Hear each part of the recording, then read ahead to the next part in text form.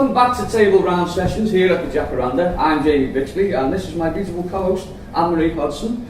Tonight we're going to be looking at the role of the writer and speaking to writers and getting an idea for how they go about their craft. Yep. So Anne-Marie, would you like to introduce everyone? I certainly will. So starting next to me we've got Sean Daly. Say hi Sean. Hi, you're alright. We've got Colin Hives. Hello. We've got Gary Evans. Hello there. We've got Donna Golding and Hiya. we've got Chase Johnston. Hey, back now. There you go. So we're going to be talking about the process, process of writing, starting from kind of what influenced writers from the beginning, when in the childhood.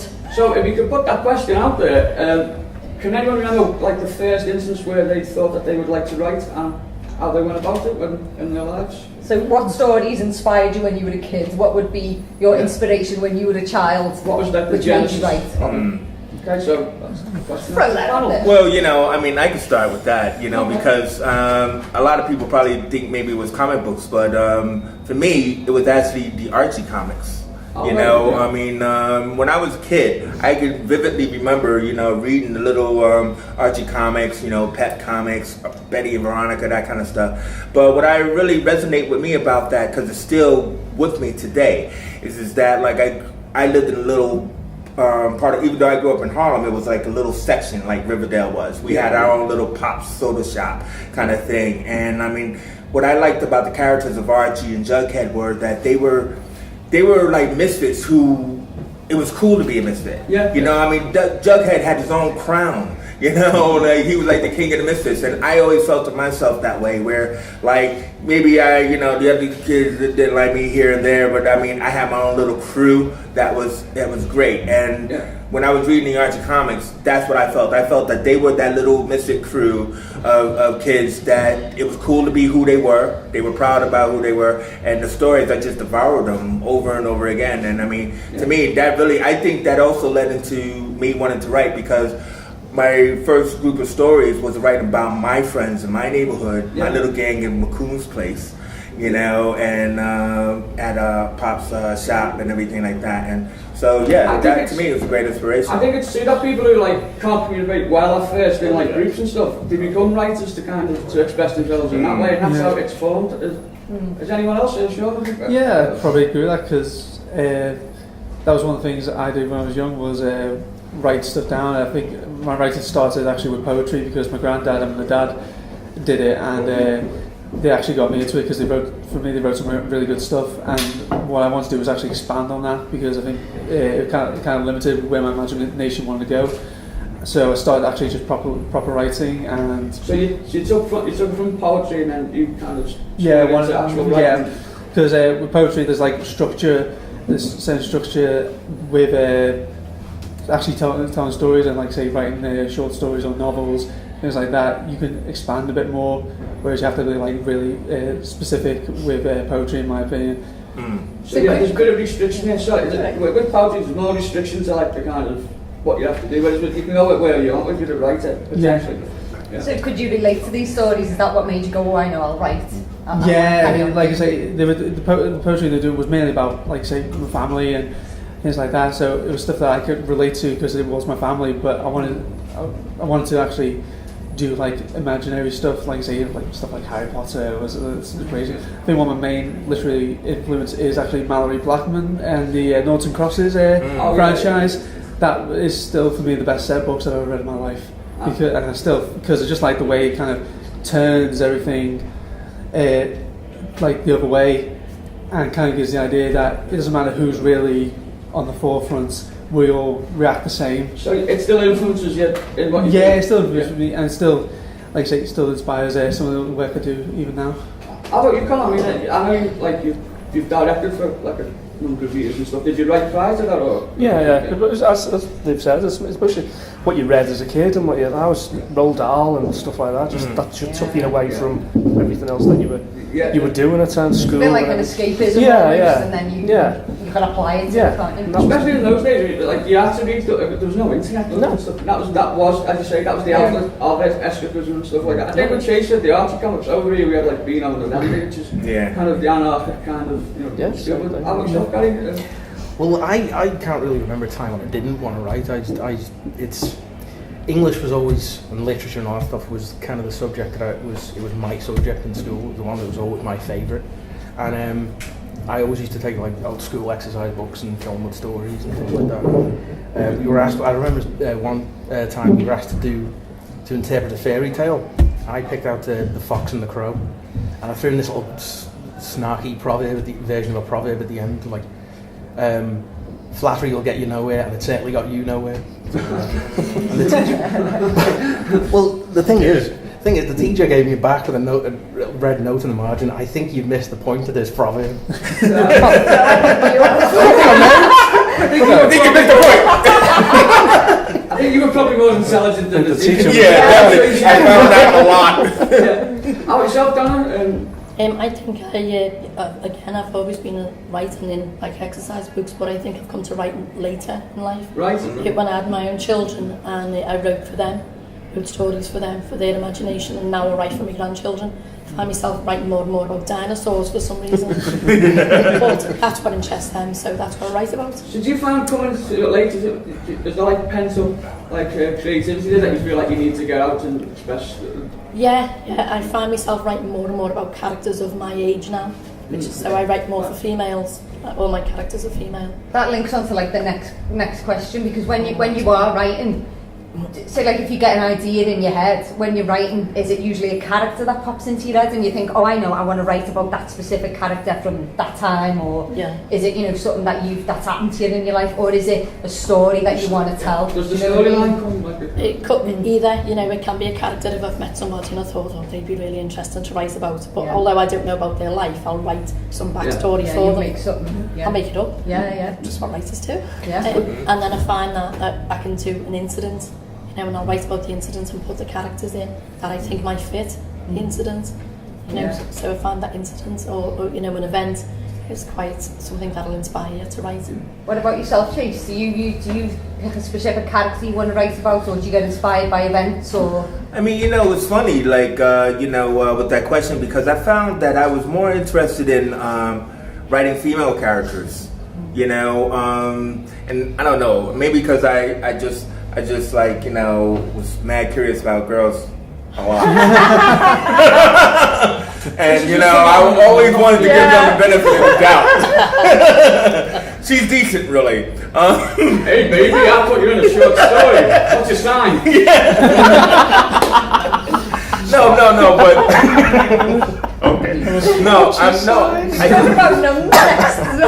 No, not yet. But no, I always was interested in strong female characters. I mean, I don't know. It's maybe because I was reading a lot of superhero fiction, but when I was reading adventure novels by like Margaret Weiss and Tracy Hickman, the Dragonlance Chronicles, that was huge effect over me. I devoured all of their books in that way, and they had strong female characters, and I just thought that it was just interesting to me to write about the opposite. I didn't want to write about the male hero, you know what I mean, or the bad guy. I wanted to write about the woman.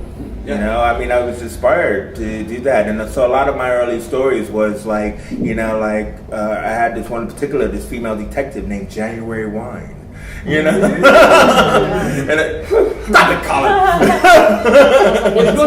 She had a cool name. No, it proves with age.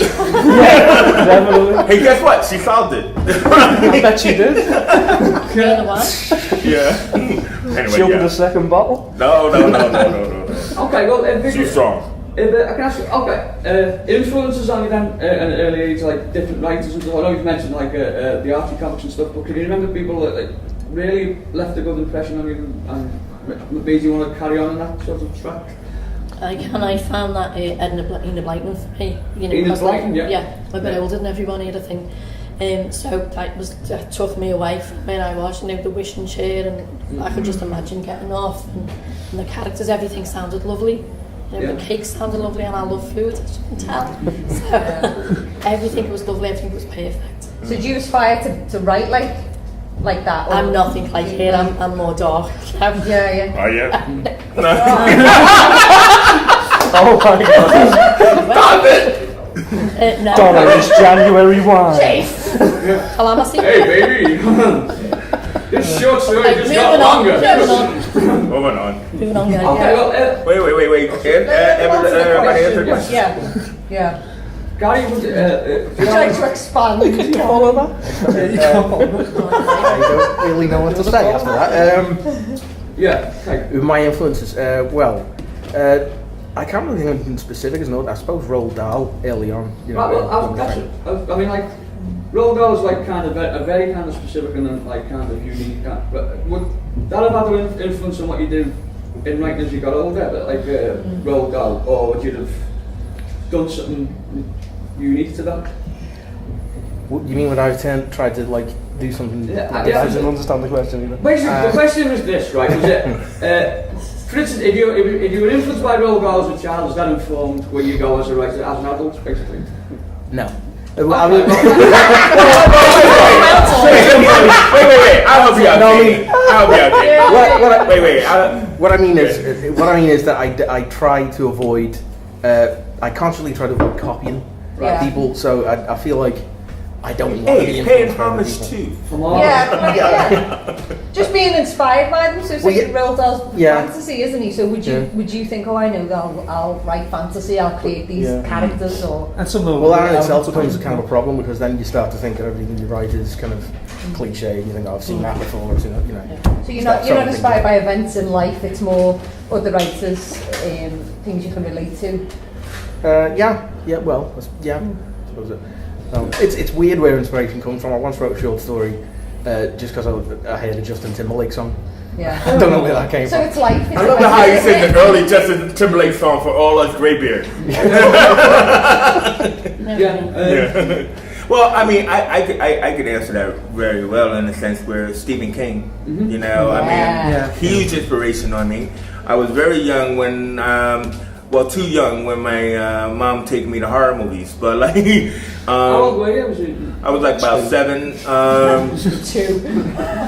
I think The Exorcist came out when I was like 10, you know what I mean, and Jaws. Anyway, Stephen King was huge, you know, if anybody remembers, he did Night Shift, of course, that was amazing, the Night Shift collection, but then came Skeleton Crew, that was huge, because I got the big bound hardcover version of Skeleton Crew, which is his collected stories, and you had like The Mist, you know, which was made into that, you know, not so great movie or good movie, depending on how you look at it. It was an excellent read, and for me, it was all about characters of Stephen King. I mean, some people could say he's kind of like verbose in a way, you know, because he really goes deep into background stories and the stories. But that's why people read books, I felt. When I was reading books, I wanted all of it. Tell me the whole world and everything. Before I got into making films, I was reading books. And I mean, so when you talk about being inspired, I mean, he just knew his characters emphatically.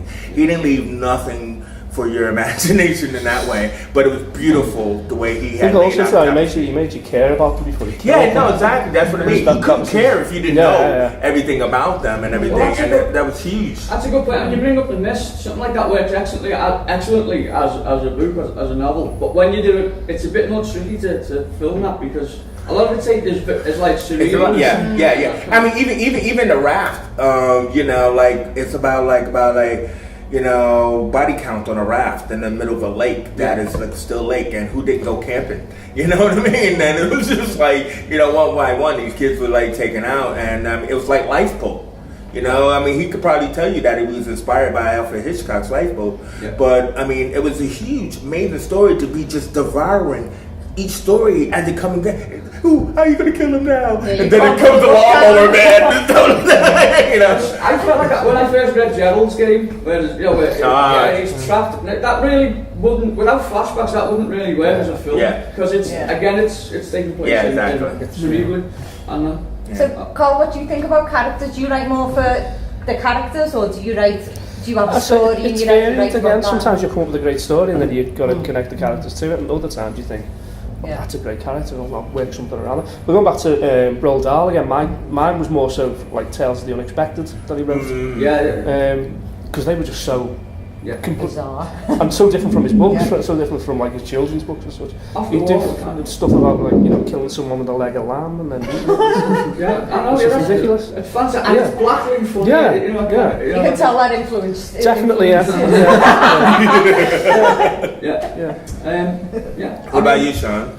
I think it's like they've all said, it all depends on whether you're inspired by an event that might have occurred or like life itself, or like say there might be a character that you've either seen or you just think about and you just go like, I want to write a story based around this character. So like they've all said, it's I depends. think if which you one lock gets to you. yourself into how you're going to do it, then you're screwed, Yeah. aren't you? You're not going to really... Yeah. Well, do you ever find that like if you change something like, because I was trying to write a play a while back that I was kind of stuck on it and I wasn't getting anywhere. And then I changed like most of the characters to women, and it sort of freaked me out. See, the women factor. It always Was Yeah, I one think- called February Fuck Beer. It was no. Got more to say. One of them was called November Stout. That's good, that's good, yeah. That's good. November Stout. November Yeah. Stout. Yeah. She was a stocky lady. She was the break. What was it called? 20 litres? Well, okay. So It's hard to keep going now. have you ever found that, you know, like there's been a point in the story where you've realised that something needed to be Well, changed? you've got it. Well, you've just... Yeah. Well, yeah. I think that makes sense. I think Yeah. sometimes when you, like you say, you're writing a story and you get stuck, you just, I think the thing I found the most is when you just step away from it for Yeah. a while and then Yeah. all of a sudden something sparks and you're like, yeah, now I can get back to Sometimes that. it happens really like after those you moments. finish. Yeah. Yeah. You reread it and go, oh, To go back. Yeah, you do. You just that's go a through better it. Just angle like, from it, yeah. yeah. So, when- I really look forward to it. Yeah, they're the best bits. In that situation, then, if you do that, where you think you look back and think that could have gone in there, would you edit it or would you leave that for like the next thing that you write? Would you have it like stored away? Well, I don't know. I don't know what others are like with ideas, but I write ideas down. I keep ideas Yeah, aside. yeah, But you might mean it. If I was to look at it, I'd go, what the hell is that? yeah. So I'm going to I clue think it what depends it how is. dramatic the change is. Yeah. Because if you think it's no, actually it needs that change, then you go with it. But if you think no, actually it's still fine, I can save that idea for later, then you go with that. So it just depends on how dramatic the change needs to be to make the story as I good think as it can sometimes you're not going to really go back to what you originally done, because that's just like, you've done Yeah. that. So it's Kind of. the Okay. same thing. What about genre? Do you have a favourite genre to write in? Yeah, thriller is horror, crime is my main one, and that's the one I like to Horror write. and crime or horror and crime? Horror, yeah, just both. You can have crime genre, Yeah. police procedurals and all that. But Is that like Crora? Or yeah, Flora is good. Some Yeah, should copyright copyright Flora. Hashtag horror. Crime novels. yeah, we can put Crime, the, horror, we can put the comedy, Wicker period, Man in that now. Yes. But yeah, it's really the dark stuff I really like. You'll very rarely see me watching like a comedy or kids films, but that's the main thing I like to write. Really, out yourself, James? Have you got like a genre that you like to write in? I mean, as a kid, I used to write. Lesbian novels. I used to write. Story lining.